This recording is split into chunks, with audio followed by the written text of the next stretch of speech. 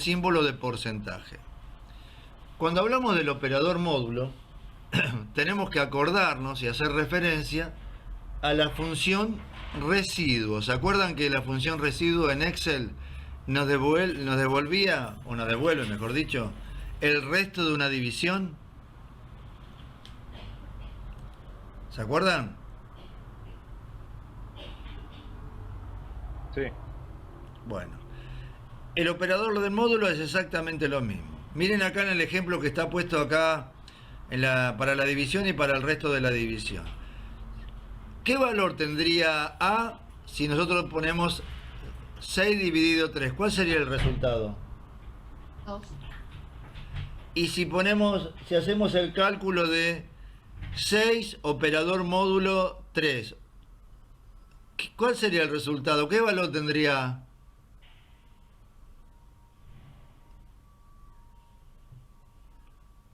¿El mismo? ¿El mismo? No. ¿Qué nos dice? Ahí mire lo que dice a la derecha. El resto de la división. Cero. Es cero. Cero, exactamente. Siempre tiene que acordarse cuando hablamos del operador módulo, cuando hablamos de la función residuo en Excel. Hacen exactamente lo mismo. Y luego existen otros dos operadores, uno que se conoce con el nombre de incremento y el otro de decremento, que lo que hacen es representar a un contador. Por ejemplo, si yo pongo A más o contador más, es lo mismo que poner contador es igual a contador más 1, o A es igual a más 1, porque es lo que hace. En cambio, si ponemos E menos, hacemos un contador que decrementa, o sea, contador es igual a contador menos 1, o como está acá en la tabla, A es igual a A menos 1. Estos operadores, el doble más o el doble signo menos, son exclusivos del lenguaje C. ¿Se entiende, chicos? ¿Podría dar un ejemplo? El ejemplo, volvemos acá. Si yo pongo acá abajo, no puedo escribir acá, ¿no? Pero si pongo contador más, es lo mismo que está puesto acá arriba. Si pongo contador menos, es lo mismo que está puesto esto. O sea que uno es, a ver, llevándolo a lo que explicó hoy en el ejemplo anterior, sería el primero que cuenta, si suma es que es el segundo número que estoy contando, o sea, el primero más la segunda variable. Mirá acá. Si yo pongo contador, ¿está viendo acá la pantalla? ¿Se ve esto? Sí. Yo pongo contador es igual a contador más 1. ¿Sí? Allá.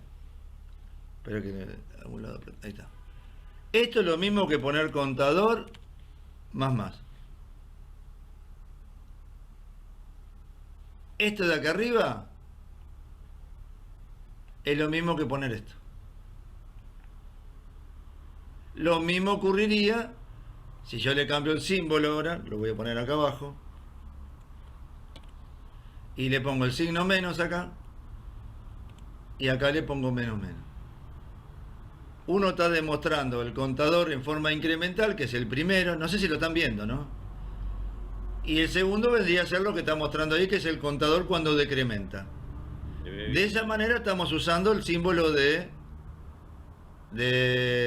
ese símbolo doble más o doble signo menos, que es una de las herramientas que provee el lenguaje C como operadores aritméticos.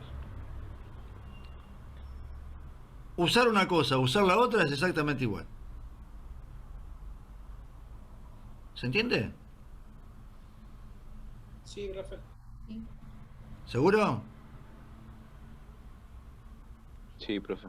Estimo que cuando hagamos la programación lo vamos a ver un poco más claro.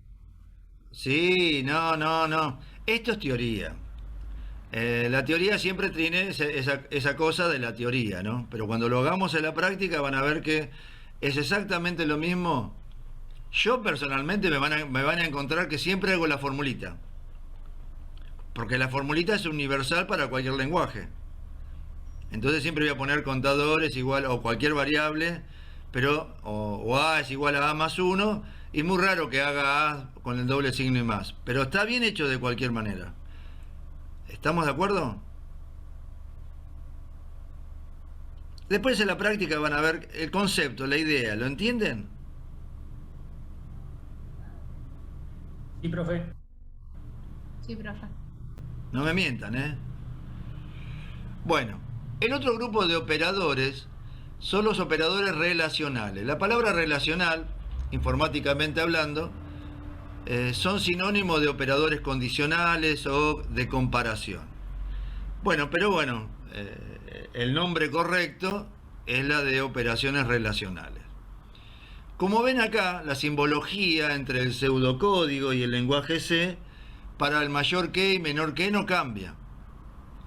Pero cuando hablamos del mayor igual que o el menor igual que, en lenguaje C, la única manera de hacer el mayor igual que es poner el símbolo mayor seguido del igual, y en el menor igual que es poner el signo menor seguido del igual. Nosotros en el papel, en pseudocódigo, podemos hacer lo mismo o podemos poner cualquier símbolo que se nos ocurra matemáticamente hablando que represente las mismas acciones o la misma operación que estamos realizando. Por eso lo ponemos como ejemplo. Cuando queremos saber si A es igual a B, por ejemplo, yo en pseudocódigo, en el papel, en la hoja de matemáticas, quiero comparar un valor con otro, pongo A es igual a B. Si yo esto mismo lo hago en el lenguaje C, pongo A igual a B, recordemos siempre que el igual, un solo igual, es el operador de asignación.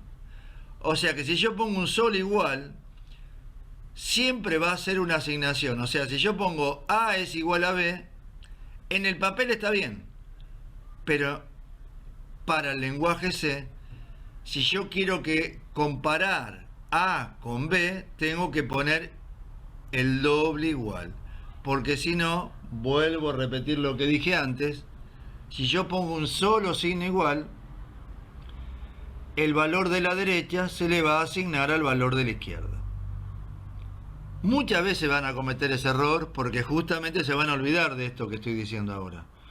Pero el error justamente es eso.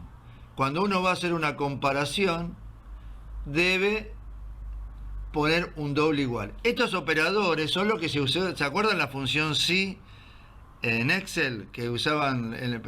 Vieron que la función si tiene 3 campos. La condición, si es verdadero y si es falso.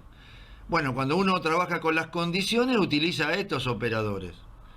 Obviamente que en Excel se toman solamente aquellos que son posibles de utilizar con la computadora, ¿no? No los que van en el papel. ¿Alguna pregunta con los operadores relacionales?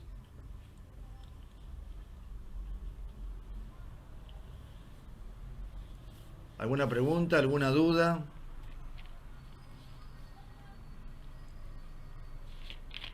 Ahora no. No, por mi parte.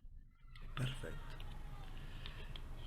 El último grupo de operadores son los operadores lógicos. El operador lógico, para ubicarlos, ¿dónde se utilizan? Bueno, uno de los lugares que se utiliza es en el álgebra.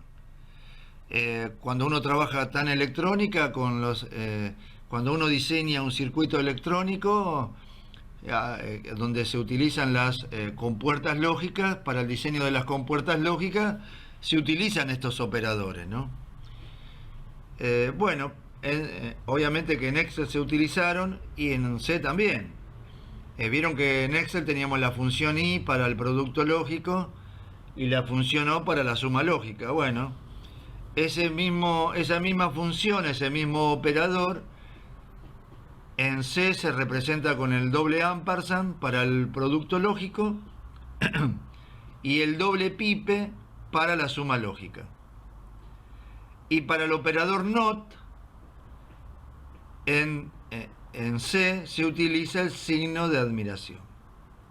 Esos son los símbolos que uno debería utilizar para la utilización de estos operadores.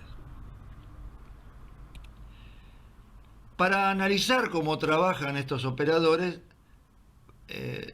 veremos lo que son las tablas de verdad, de una manera muy sencilla. Bueno, acá en la tabla que estamos viendo tenemos dos operandos y tenemos el resultado. Y vamos a hablar del operador AND. El operador AND, recuerden que es el producto lógico. Por definición dice, si uno y solo uno de los valores de entrada es falso, o sea 0, el resultado es 0. Si uno mira las fórmulas matemáticas que están acá abajo, se dan cuenta que cualquier valor multiplicado por 0 va a dar 0. En cambio, cuando uno multiplica 1 por 1, en este caso nos daría 1, que sería el resultado del uso de este operador. Si uno va a utilizar el operador AND, el OR, perdón, que es la suma lógica, tenemos los mismos operandos y por definición dice, si uno de los valores de entrada es verdadero, o sea 1, el resultado es verdadero. O sea, si yo le sumo a cualquier valor, le sumo 1, nos va a dar 1. Pero miren acá el detalle importante a tener en cuenta. Si yo sumo 1 más 1, ¿cuánto daría?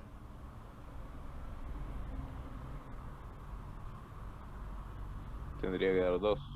2. Pero eso en decimal. Pero como la computadora trabaja con el sistema binario de numeración, el resultado puede ser 0 o puede ser 1. ¿Qué significa esto? Que cualquier suma que sea de 1 o mayor que 1, siempre el resultado va a ser 1. Porque no hay otro valor posible en el sistema binario de numeración. Y el 0 y el 1 son los únicos valores que va a interpretar la computadora porque, repito, las computadoras utilizan únicamente el sistema binario, o sea, todo va a ser un 0 o todo va a ser un 1. O sea, profe, entonces en el producto cuando ponele que haces 2 por 1 va a ser 1. Sí. En la palabra lo que pasa es que ahí dijiste algo mal. 2 por 1 no existe el número 2.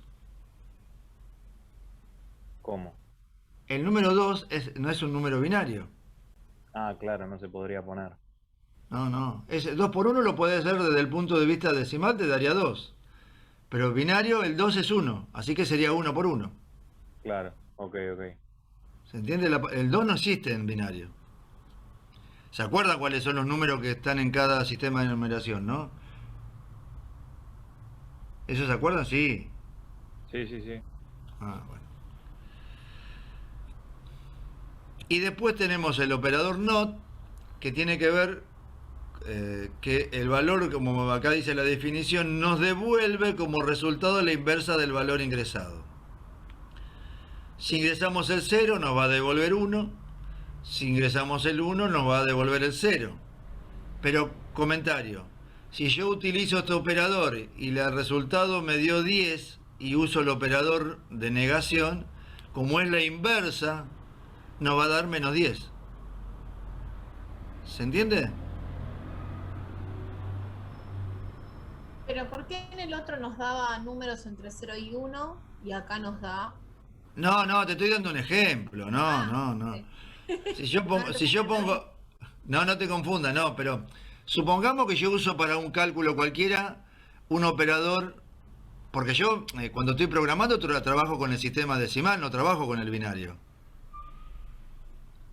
Entonces puedo ingresar el 10, o el 44 o el 2. Cualquier número, porque es decimal. Una cosa es lo que yo hago y otra cosa es lo que hace la computadora. La computadora internamente todo lo que yo haga en decimal lo convierte a binario. ¿Sí? Sí. Y yo, por ejemplo, ingreso el número 10, me da como resultado 10 y pongo el operador de este operador NOT, me va a dar B de 10, me va a dar menos 10 como resultado. En decimal, pero en binario, si yo ingreso el menos 1, me dará 1 como resultado. ¿Se entiende lo que digo? Sí. Podría ser negativo el número, el 1, porque el 1 es permitido tanto positivo como negativo. Yo puedo hacer cálculos con valores negativos en binario, pero siempre van a ser ceros y 1. Puedo hacer las 4 operaciones matemáticas en binario. No quieren hacerlas, pero se pueden hacer. ¿Alguna pregunta con los operadores y lo que son los operandos?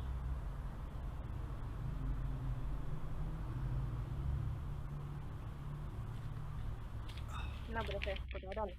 Perfecto. Bueno, ahora vamos a ver lo que son las herramientas de programación. Se llaman herramientas de programación a todas aquellas cosas que uno necesita para programar, ¿no? Por eso se llaman herramientas de programación. La primera que vamos a mencionar son lo que se conoce con el nombre de bibliotecas. Las bibliotecas cumplen la función de brindarle información a los programas, tanto para su creación como para su ejecución. Vieron que nosotros, los humanos, cuando vamos a una biblioteca, ¿qué es lo que vamos a hacer generalmente? ¿Por qué vamos a una biblioteca? Para informarnos. Para informarnos. Uno agarra un libro y de ese libro quiere sacar información, ¿cierto? Sí. Bueno, conceptualmente, dentro de un programa o para un programa, cumplen más o menos la misma función. O sea que siempre las bibliotecas le van a brindar información a los programas. Existen 2 tipos de bibliotecas. Están las bibliotecas internas o estáticas, que es cuando una biblioteca forma parte de un programa. Ahora le voy a dar un ejemplo. Y están las bibliotecas externas o dinámicas, que es cuando pueden ser compartidas por varios programas que requieren de información adicional para poder continuar con su ejecución. El lenguaje C, particularmente, utiliza las librerías internas o estáticas. ¿Qué quiere decir? Les voy a mostrar y voy a volver un poquitito para atrás.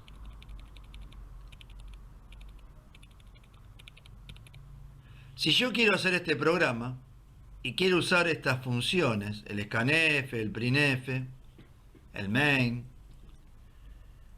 si yo quiero utilizarlas, tengo que declarar antes del main una biblioteca, porque en esa biblioteca está la información que necesita el scanf y el printf para que yo pueda leer un valor o para que pueda mostrarlo.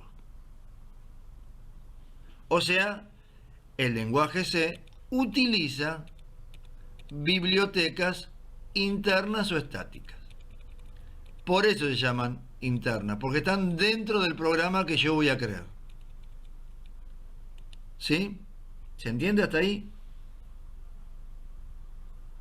Sí. Las externas o dinámicas, dice, es cuando pueden ser compartidas por varios programas que requieren de información adicional para poder continuar con su ejecución. Y acá viene la gran pregunta. ¿Alguna vez ustedes, no sé si habrán estado usando un juego o algún programa y no podían continuar porque le decía que les faltaba un archivo? ¿Le pasó alguna vez? Cualquier programa, que puede ser un juego o una aplicación cualquiera. ¿Les pasó alguna vez? Sí. ¿Les pasó? Sí. Bueno, Sí, sí. yo creo que a la mayoría no pasó. Porque a veces cuando uno instala en la computadora algún programa que quizás sea una copia trucha, dicho de alguna manera, aunque nosotros los informáticos no estamos muy acostumbrados a eso, puede ocurrir que lo que hemos copiado, que hemos instalado, no esté completo. Entonces puede ser que no podamos continuar usando ese programa porque le falta algún archivo.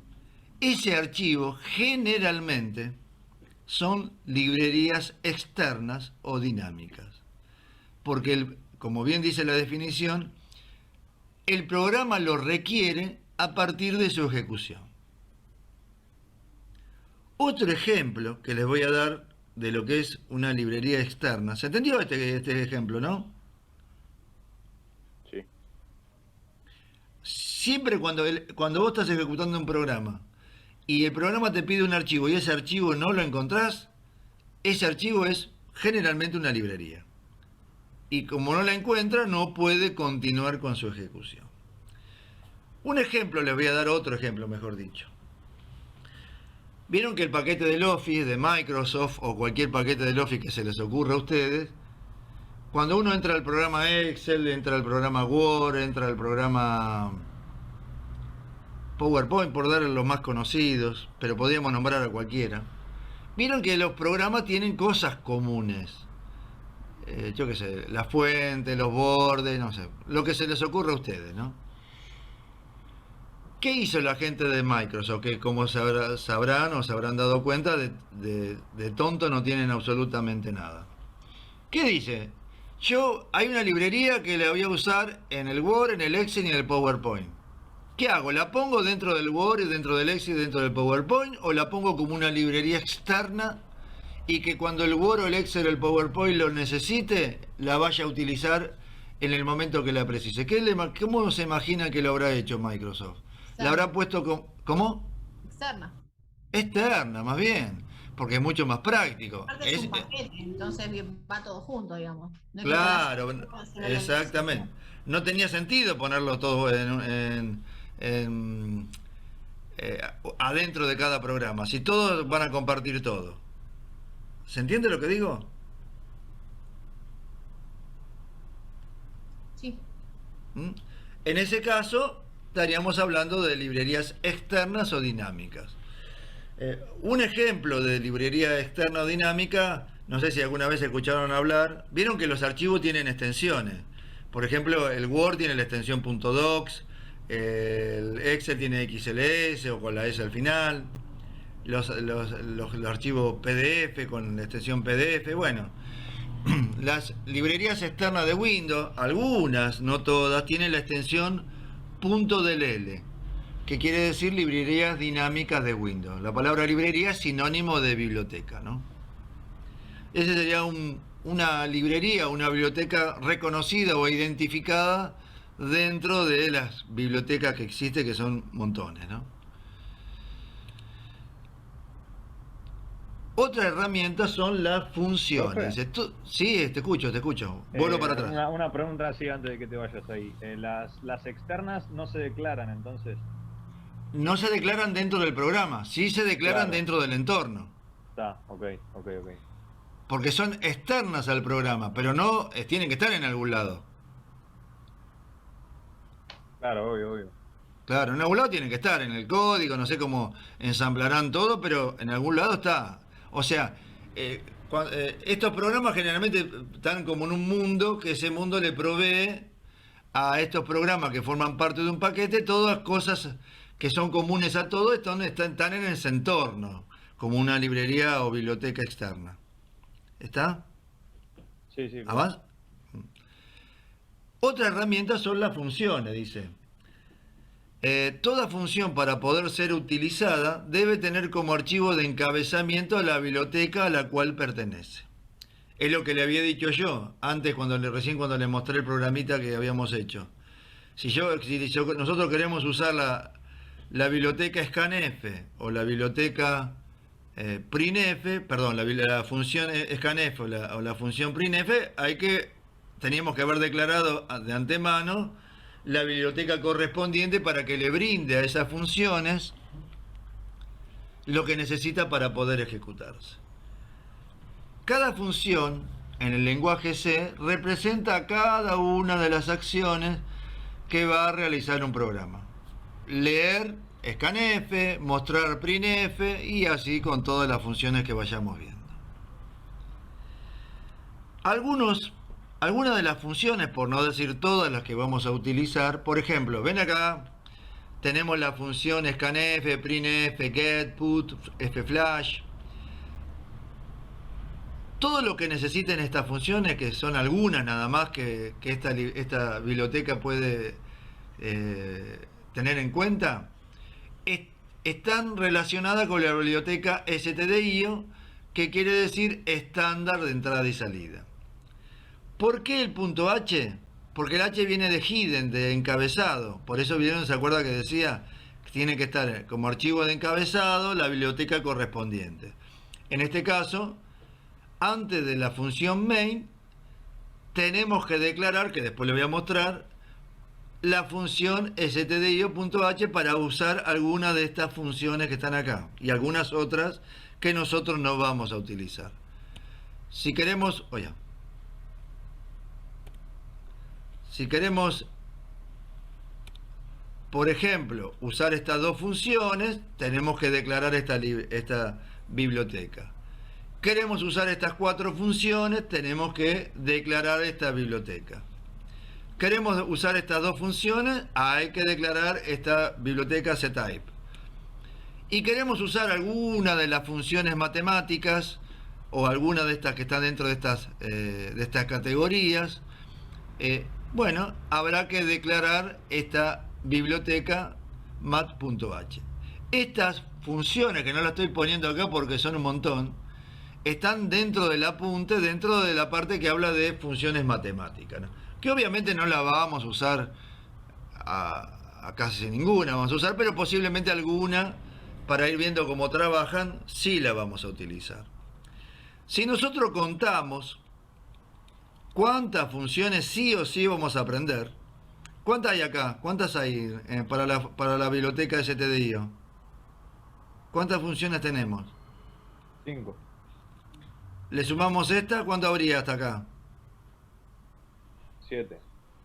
Le sumamos la del string, ¿cuánto habría? 11. Y si le sumamos esta que pertenecen a ctype, ¿cuántas estaríamos viendo sí o sí? Recién lo dijiste. 13. Esta la vemos seguro.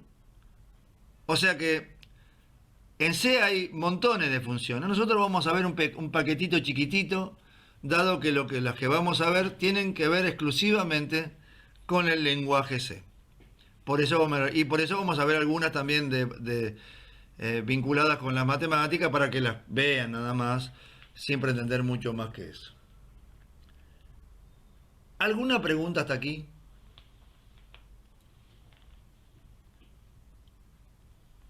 No, por ahora no.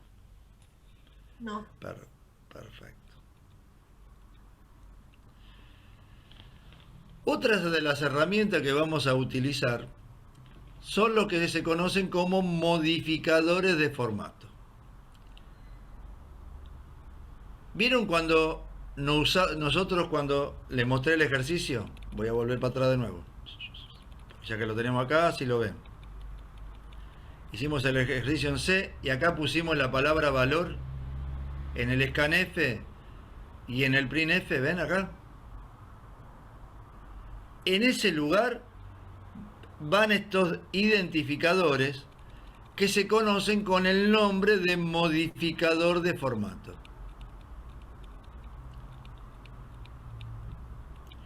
Dice, para la entrada y salida de datos, mediante las funciones scanf y printf se debe indicar el formato del tipo de dato.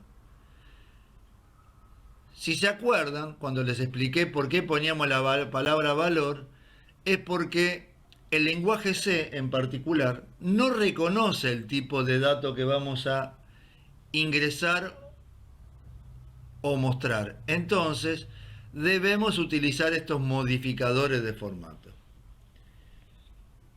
Lo más importante lo tienen acá.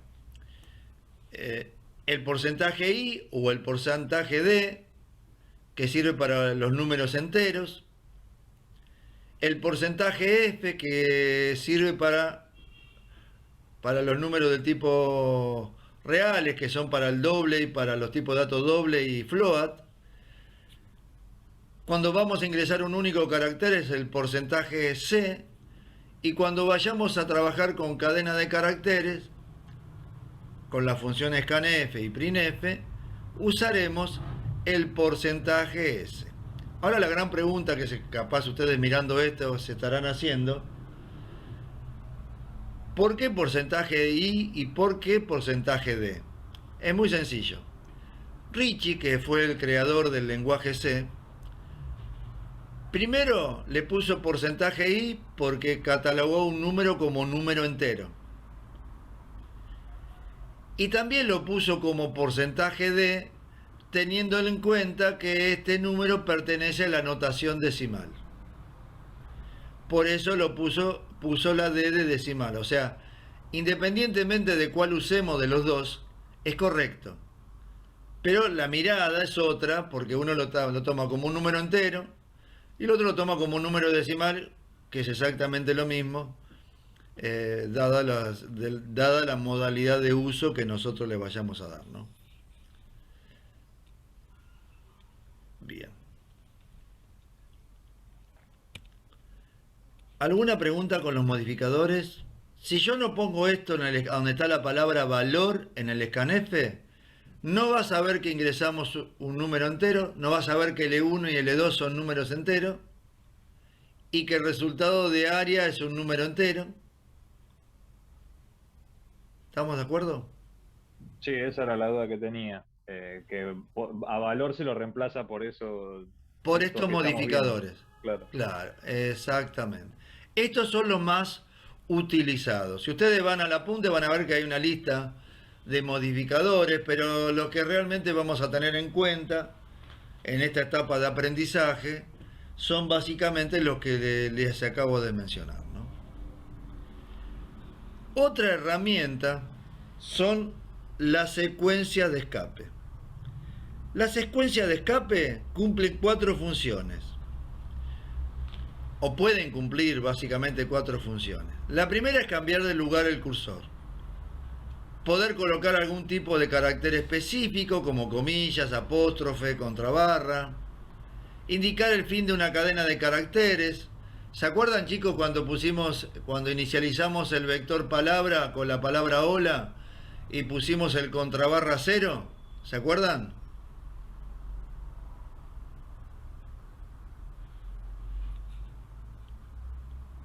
Voy a volver. El silencio es demandante. Voy a volver. ¿Ven? Acá está la palabra hola. Y pusimos esto, el contrabarra 0. ¿Lo están viendo? Sí. Sí, sí. Eso es una secuencia de escape. Que la función que cumple es dar por finalizada, como le dije la otra vez, una cadena de caracteres. Ahora volvemos al lugar donde estábamos.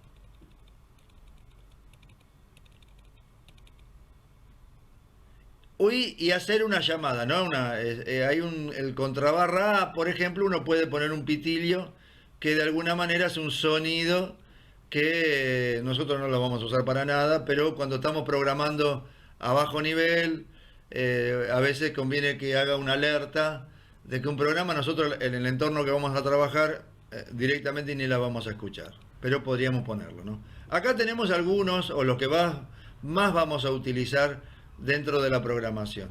Esta secuencia de escape se usan exclusivamente con la función printf, únicamente. La contrabarra n habla de una nueva línea. ¿Qué quiere decir? Si yo quiero que un mensaje, un párrafo quede abajo del otro, al final del primer párrafo o al principio del segundo, habría que poner un contrabarra n para que de alguna manera cuando lo visualicemos aparezca una línea arriba y otra línea abajo.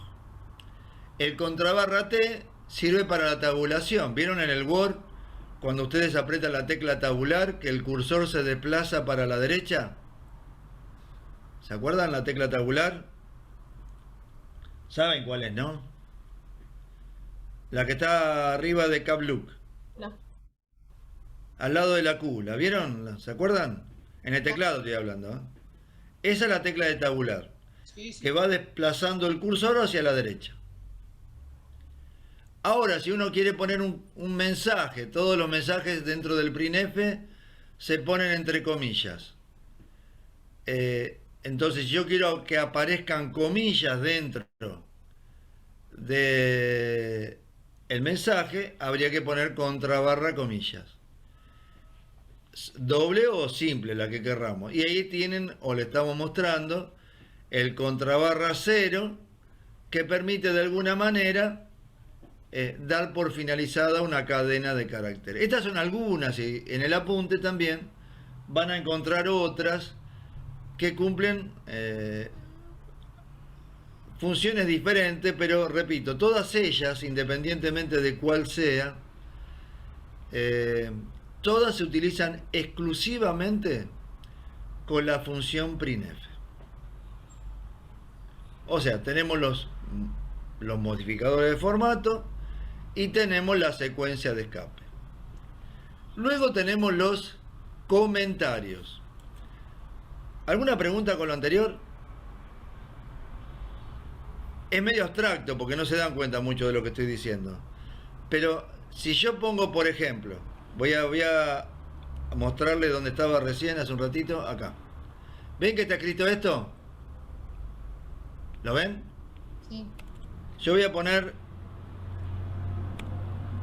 un mensaje, printf, entre comillas, voy a poner hola, una frase célebre, hola Manola, ¿qué hola? Esto es una frase célebre, ¿no? Aunque no lo parezca. Esto cuando yo lo muestro en la pantalla, me aparece tal cual está así. ¿Ven esto? Así se ve. ¿Se entiende? Sí. O sea, si yo lo imprimo en la pantalla, se va a ver así. Tal cual lo vemos acá. Lo voy a copiar para que lo veamos. Así lo vemos. Después de hacer esto. En la pantalla, por supuesto, ¿no? Ahora, si yo esto mismo lo voy a copiar, lo voy a poner debajo. Le pongo acá, entre medio, el contrabarra N. En minúscula la N, ¿no? Porque todo en C es en minúscula. En vez de verlo así, lo veríamos así. Pues el contrabarra N hace el Enter.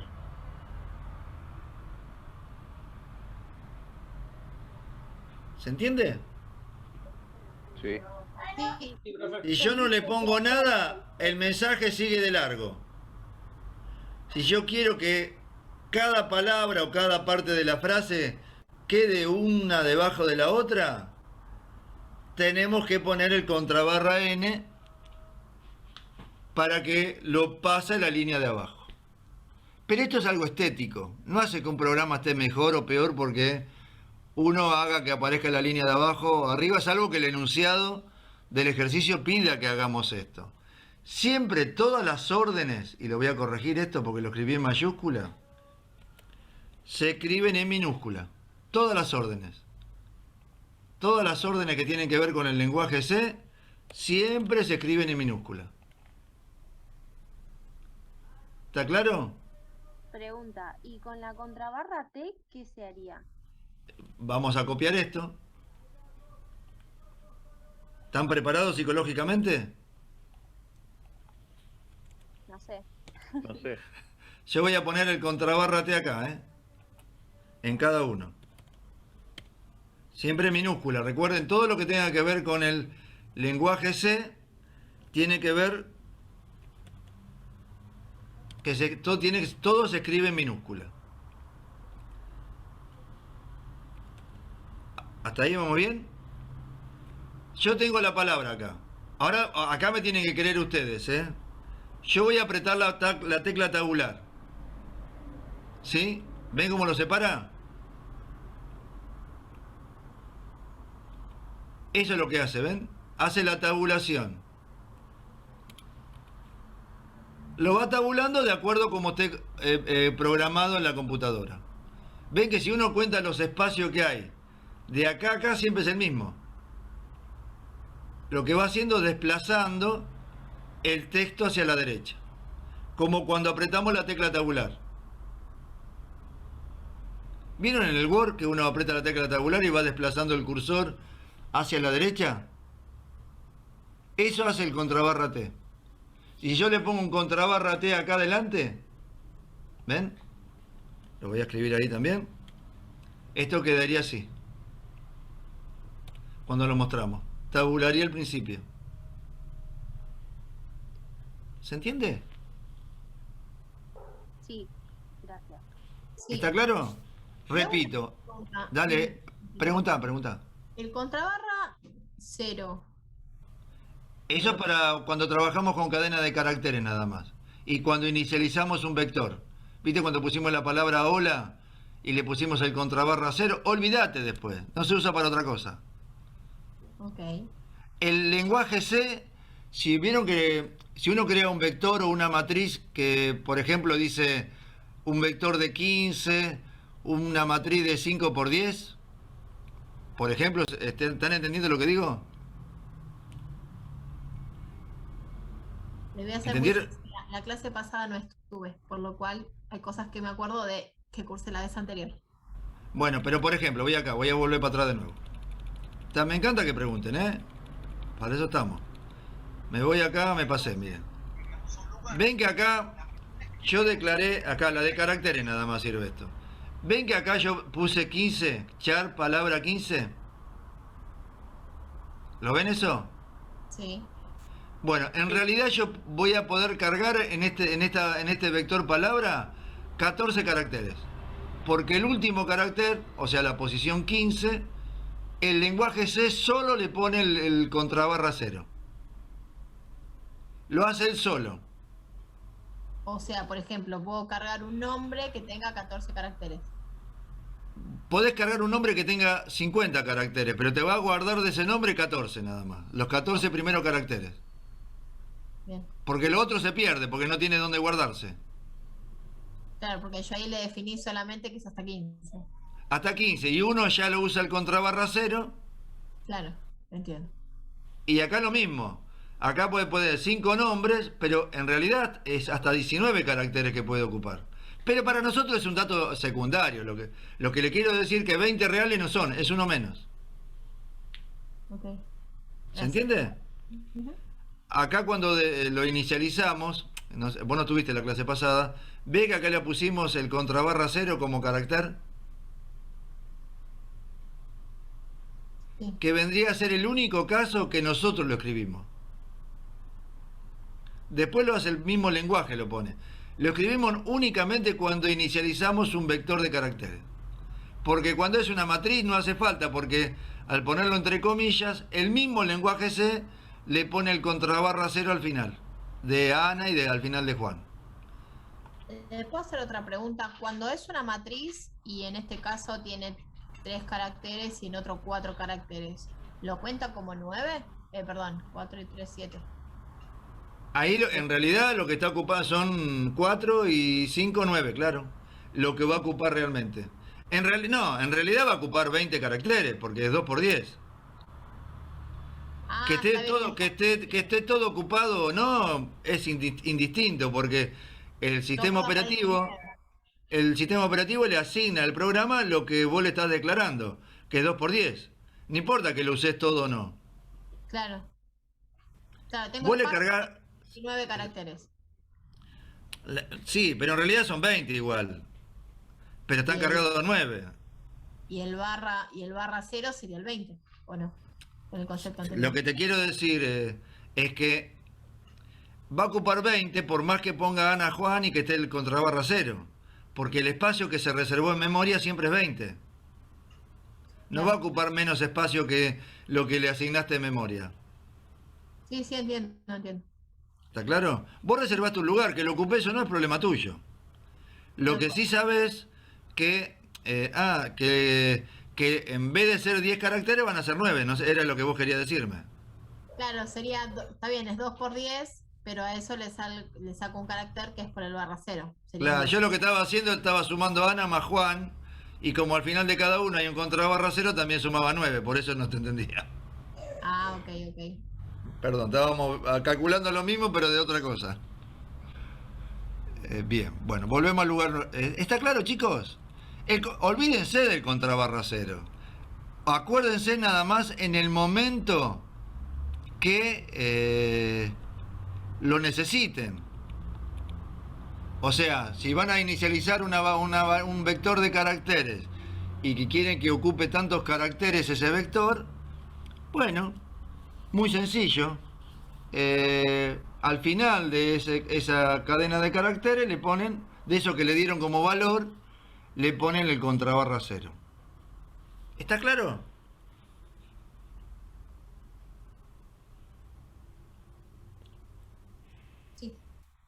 uno cuando usa el scanf e ingresa un nombre, el mismo lenguaje C le pone al final el contrabarra 0.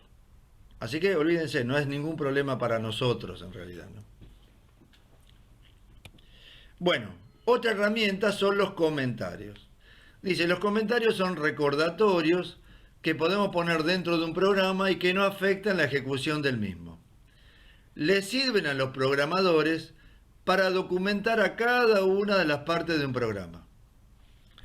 Existen dos tipos de comentarios, lo que es en una línea y lo que es en varias líneas o en un párrafo. ¿Qué quiere decir? Yo dentro de un programa puedo poner un comentario en una línea. Y voy a volver para atrás para que veamos lo que hicimos antes, ¿no? Ya que tenemos un pequeño ejemplo. Acá, ahí. ¿Ven que acá hay un comentario? Este es un comentario en una línea, ¿ven? Doble barra, comienzo del programa. Doble barra, fin del... Este es un comentario en una línea. Pero también se ponen comentarios que pueden ocupar varias líneas. Si yo quiero que ocupe varias líneas, habría que poner lo que decía acá, que es, arranca el comentario con la barra asterisco, ponemos el comentario y ve que va a ocupar varias líneas. Esta es una única línea y estas son varias líneas. Esto no es código, es un comentario, un recordatorio. ¿Está claro? Sí. Los programadores lo usamos muchísimo esto, porque cuando uno está programando, generalmente a veces no puede terminar con el programa y pone como un recordatorio para saber o qué es lo que hiciste o qué es lo que tenés que hacer. Y si, por ejemplo, uno cuando trabaja en una empresa, generalmente trabaja en grupos. Y en realidad, cualquiera podría seguir el programa de otro. A veces ocurre, a veces no ocurre. Entonces, uno tiene, con estos comentarios, lo que hace básicamente es documentar el programa. Entonces, hay que, cuando uno lo documenta, que ustedes van a ver que nosotros, y en el apunte principalmente, están todos los ejercicios documentados y están usados permanentemente, la doble barra o la barra asterisco para el comienzo de un comentario y el asterisco barra para el final del mismo. ¿Alguna pregunta? Ya lo vamos a ver en la práctica esto, que repito, la semana que viene. Aquellos que no tengan experiencia previa en programación, recomendamos que no falten, aunque les recomendamos que no falten a ninguna clase en realidad, porque los contenidos son acumulativos. Todos los días vamos a ir avanzando sobre algo nuevo. ¿Hasta acá lo entendimos? Sí, sí. Sí, Perfecto. Y ya terminando con la clase de hoy, no sé si porque tendría que mostrarle cómo se instala el programa. Sí. ¿Qué pasó? Pensé que estaban hablando conmigo. ¿Pueden apagar el micrófono, por favor? Entorno de desarrollo integrado. Estos paquetes de programas están dirigidos al desarrollo de aplicaciones y se llaman integrados porque están compuestos de varios programas que se juntan para una misma función, que en este caso es la de crear una aplicación. Y todos los lenguajes de programación tienen su propio IDE. Estos paquetes están compuestos. ¿Qué quiere decir con lo anterior? Si yo voy al lenguaje Java, tiene su IDE. Me voy al lenguaje COBOL, tiene su IDE. Me voy al lenguaje Pascal, tiene su IDE. Bueno, el lenguaje C también tiene su IDE. Estos entornos de desarrollo integrado tiene básicamente estos programas: los editores de texto, los compiladores, los intérpretes, los vinculadores, también llamado linkeador, y los depuradores, que también llevan el nombre de debugger. Estos programas los vamos a encontrar en todos los paquetes integrados. Capaz lo podemos instalar hoy todo, así les muestro y ustedes pueden practicar en la semana cómo tienen que instalarlo, ¿no? Dice, el primero de estos es el editor de texto. La primera pregunta que les voy a hacer a ustedes, ¿están atentos? Sí. ¿Es lo mismo un editor de texto que un procesador de texto?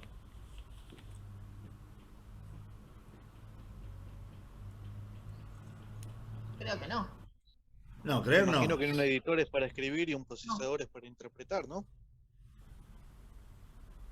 O sea que vos escribís un texto y con un editor lo interpretás, con un procesador de texto no lo interpretás, o viceversa. Yo creo que el procesador de texto podés cambiar los formatos y color y todas esas cosas, y el editor nada más poner los caracteres como el bloc de notas. Exactamente. Un editor de texto te permite escribir un texto plano, sin formato. O sea, no puede poner la letra A en negritas. En cambio, en un procesador de texto, por eso se llaman procesadores de texto, yo lo puedo dejar a un texto bonito, ponerle un color, ponerlo en negrita, poderlo subrayar. Esa es la pequeña gran diferencia entre lo que es un editor de texto y un procesador de texto. Para programar, solamente se pueden usar editores de texto. Como bien dijo el alumno, el bloc de notas es un ejemplo de un editor de texto. El Word es un ejemplo de un procesador de texto.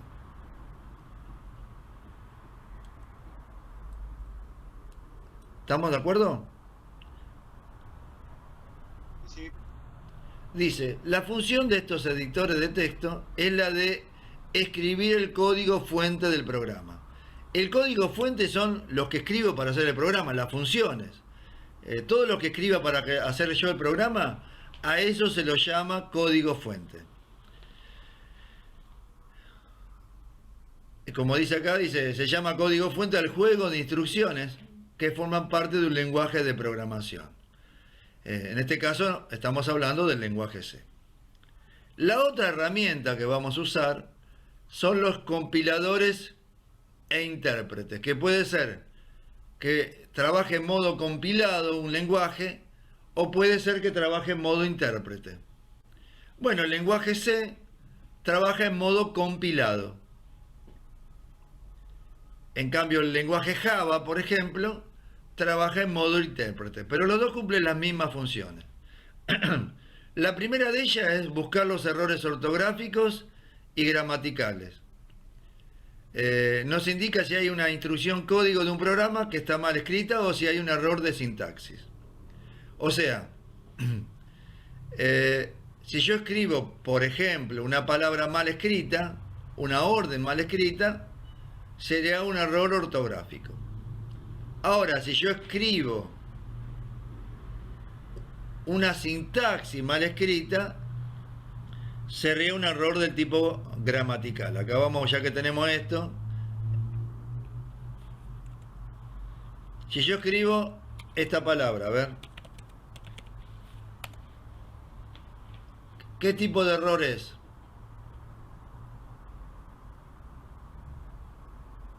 Ortografía. De ortografía. Ahora, si yo escribo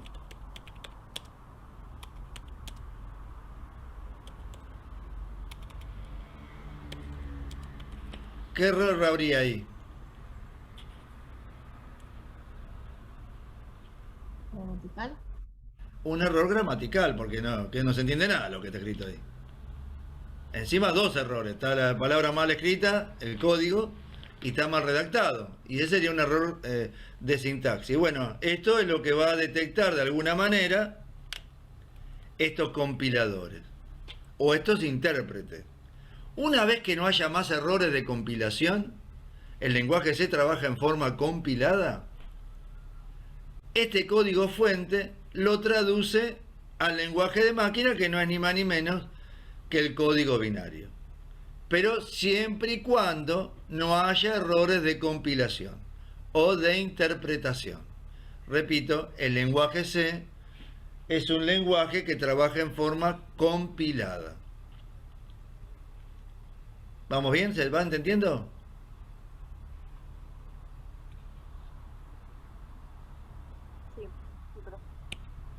El otro programa que van a usar es el vinculador o linkeador. Su función principal es la de crear la aplicación, generando los archivos con extensión .exe. Para crearla, lo que realiza es vincular a todos los objetos, bibliotecas o subprogramas relacionados con la aplicación y crear el ejecutable. O sea, una vez que no tiene más errores de compilación, nos encontramos que cuando nosotros lo compilamos, automáticamente se autoejecuta el linkeador y crea un archivo .exe. O sea que vamos a tener dos archivos cuando lo creemos. Uno que va a tener extensión .c o .cpp. ¿Por qué .c.cpp? Porque la extensión nos indica con qué lenguaje está hecho el programa.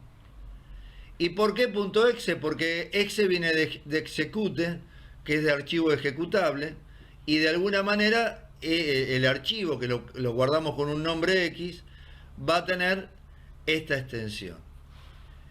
Y dice, además, yo tengo otros subprogramas vinculados con este programa, más todas las bibliotecas que necesite, toda la información de las bibliotecas, va a juntar todo y va a crear la aplicación, que no es ni más ni menos que el archivo ejecutable, que va a tener extensión para nosotros, la extensión .exe.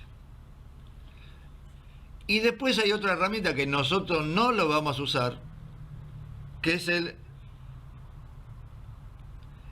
depurador o debugger, que su función es la de reencontrar y reducir los errores o defectos del programa informático. No lo vamos a usar por un simple motivo. Los programas van a ser pequeños y no se va a justificar que usemos estos depuradores o este debugger.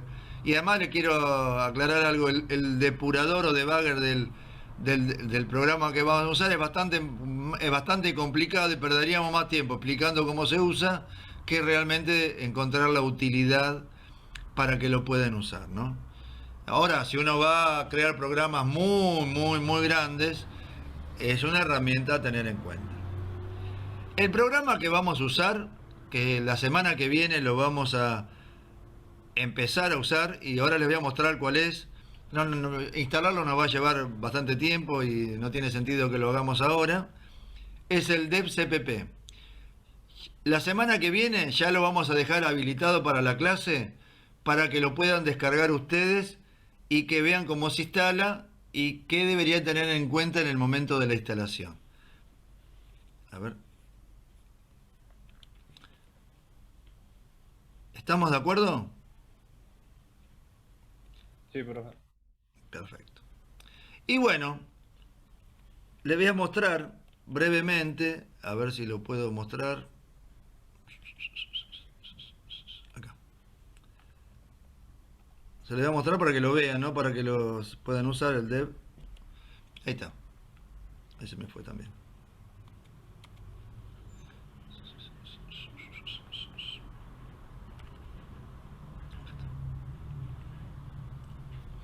Ahí les muestro cómo es el programa y dónde van a encontrar a cada una de las partes del programa.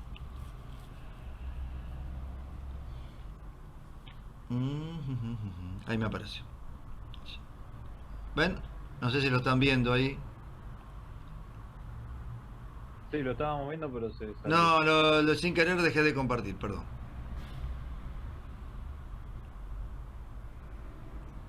¿Ahí lo están viendo? Me equivoqué de flecha y en vez de bajar la pantalla lo corrí. Bueno, acá Sí, está el ahí. programa, ¿ven?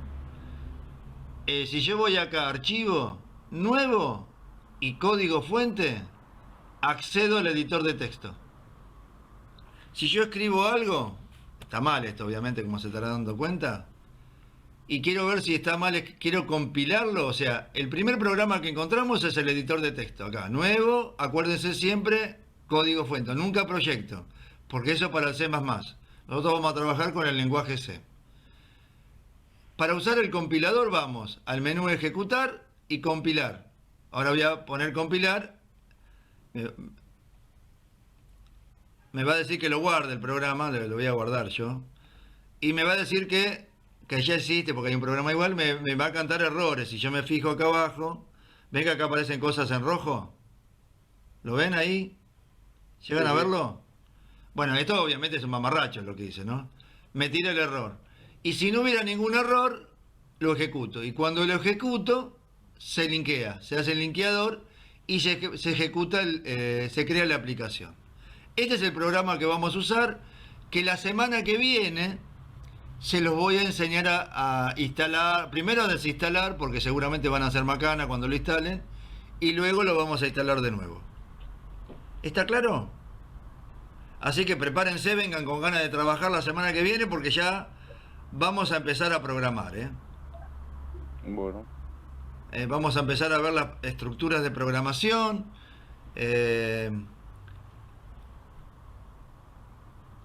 No sé si quieren preguntarme algo. No quiero avanzar mucho ahora porque ya la semana que viene vamos a entrar directamente con la parte práctica.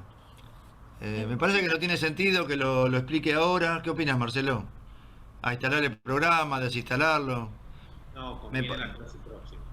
Sí, lo hacemos tranquilo la semana que viene y le dedicamos toda la clase y empezamos a hacer los ejercicios y vengan con ganas de trabajar porque ustedes ya van a tener que empezar a hacer ejercicio. ¿Estamos de acuerdo? Buenísimo, profe. sí. ¿Mm? Recording stopped. Espero que hayan entendido la clase, muy buena.